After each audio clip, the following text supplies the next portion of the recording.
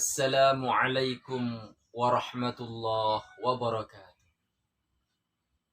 Bismillah, alhamdulillah, wassalatu wassalamu ala rasulillah Sayyidina Muhammadin wa ala alihi wa ashabihi wa mawala wa la hawla wa la quwwata illa billah. Apa kabar anak-anakku semuanya? Sehat semua ya? Alhamdulillah, Bapak juga sehat. Semoga anak-anakku selalu sehat dan kita semua selalu dalam lindungan Allah Subhanahu wa ta'ala. Amin, amin ya rabbal alamin.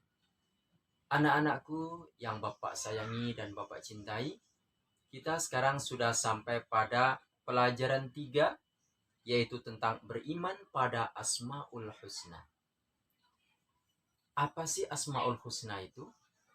Asmaul Husna adalah nama-nama Allah yang baik, nama-nama Allah yang indah. Kata asma itu berasal dari bentuk tunggal ismun. Ismun artinya nama. Kalau asma artinya nama-nama. Al-husna artinya yang baik.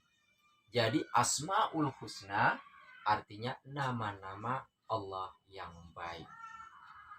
Anak-anakku yang Bapak sayangi dan Bapak cintai, sebenarnya nama-nama Allah Subhanahu wa ta'ala itu sangat banyak. Ya. Bahkan ada di sana Ismul A'zam, yaitu nama Allah yang paling agung. Ini dirahasiakan oleh Allah Subhanahu wa ta'ala. Dan siapa yang menyebut nama Allah dengan Ismul A'zam ini, doanya langsung diijabah oleh Allah Subhanahu wa ta'ala.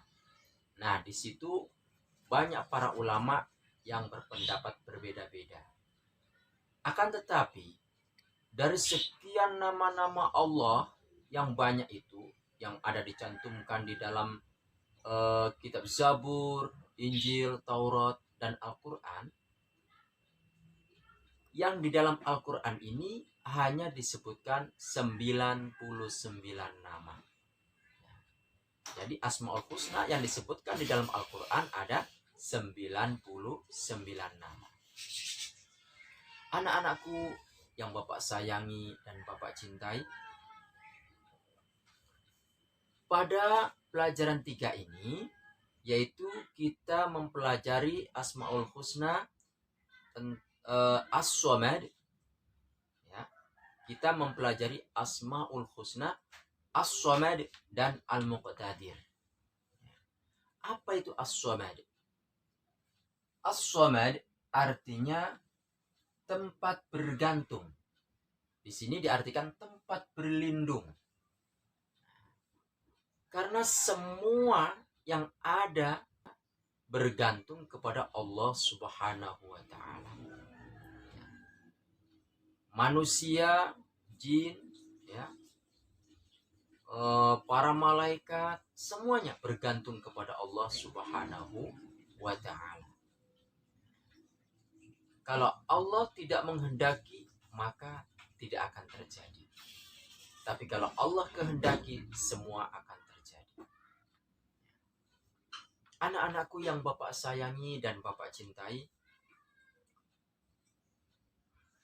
As-Samad disebutkan juga di dalam Al-Quran surah Al-Ikhlas. A'udzu billahi minasyaitonir rajim. Qul huwallahu ahad.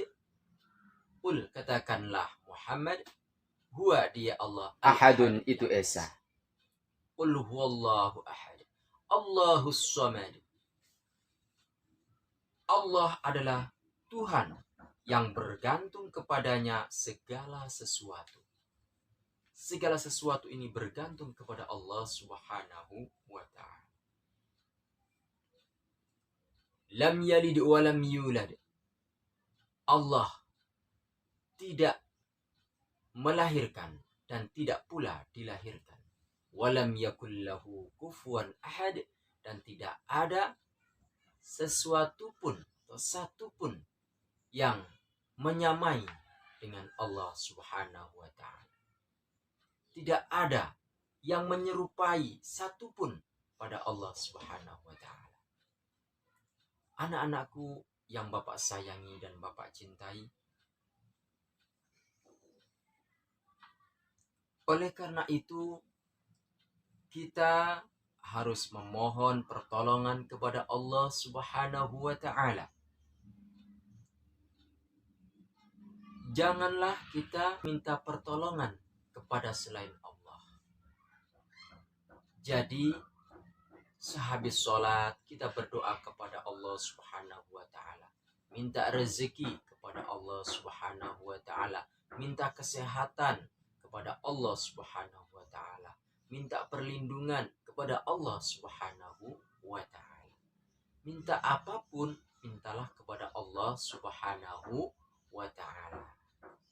Nah, setelah kita berdoa, kita juga harus berusaha. Karena Allah telah berfirman dalam ayat yang lain yang berbunyi, A'udzubillahi minasyaitonir rajim.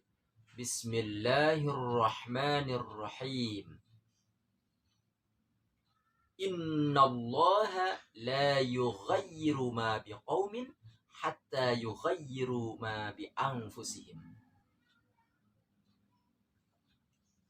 Innallaha, sesungguhnya Allah, la yughayyiru, tidak merubah, ma biqaumin, keadaan yang ada pada suatu kaum, hatta yughayyiru, sehingga kaum tersebut merubah, berusaha merubah. Hatta yughayyiru ma bi anfusim, keadaan yang ada pada diri mereka. Jadi sesungguhnya Allah itu tidak merubah keadaan suatu kaum sehingga kaum tersebut berusaha untuk merubah dirinya sendiri. Karena Allah Subhanahu wa taala sudah memberikan kekuatan kepada kita, sudah memberikan akal kepada kita. Dengan akal yang sehat dan dengan kekuatan yang diberikan oleh Allah Subhanahu wa taala ini, kita diperintahkan untuk berusaha. Harik yadak unzil alaikar rizqo, gerakkan tanganmu maka akan aku turunkan rizki kepadamu. Begitu juga kita, ya, setelah berdoa kita harus berusaha. Setelah berusaha semaksimal mungkin, baru kita bertawakal, kita serahkan hasilnya kepada Allah Subhanahu wa ta'ala. Anak-anakku yang Bapak sayangi dan Bapak cintai, kemudian nama Allah berikutnya adalah Al-Muqtadir. Al-Muqtadir artinya Allah Maha berkuasa. Allah Maha kuasa atas segala sesuatu. Al-Muqtadir artinya Allah Maha kuasa atas segala sesuatu. Hal ini dijelaskan di dalam firman Allah, A'udzu billahi minasyaitonir rajim. Alam ta'lam anna Allah ala kulli syai'in qadir. Yang artinya, tidakkah kamu mengetahui bahwa sesungguhnya Allah Maha kuasa atas segala sesuatu. Al-Quran surat Al-Baqarah ayat 106. Anak-anakku yang Bapak sayangi dan Bapak cintai, Allah Subhanahu wa ta'ala menguasai, maka bila Allah menghendaki sesuatu, tidak ada seorang pun yang bisa menghalangi. Adapun hikmah beriman pada Al-Muqtadir, di antaranya yang pertama adalah memiliki semangat untuk berusaha. Yang kedua, tidak sombong bila usaha berhasil. Karena semua keberhasilan itu adalah atas berkah dari Allah Subhanahu wa ta'ala. Yang ketiga, menyerahkan segala urusan kepada Allah Subhanahu wa ta'ala. Yang keempat, memiliki jiwa menerima hasil setelah berusaha. Hanya qanaah, menerima pemberian dari Allah Subhanahu wa ta'ala. dengan senang hati. Mau hasilnya sedikit atau banyak, disyukuri, selalu disyukuri. Karena Allah akan memberikan yang terbaik buat kita. Kelihatannya sedikit, tapi berkah. Kelihatannya sepele dipandang, akan tetapi Allah akan memberikan keberkahan dan ada hikmah di balik itu semua. Anak-anakku yang Bapak sayangi dan Bapak cintai, mungkin sampai di sini dulu apa yang Bapak sampaikan. Jikalau ada kebenaran itu datangnya dari Allah Subhanahu wa taala, dan jikalau ada kekurangan itu datangnya dari diri Bapak pribadi. Terima kasih atas segala perhatian. Wassalamualaikum warahmatullahi wabarakatuh.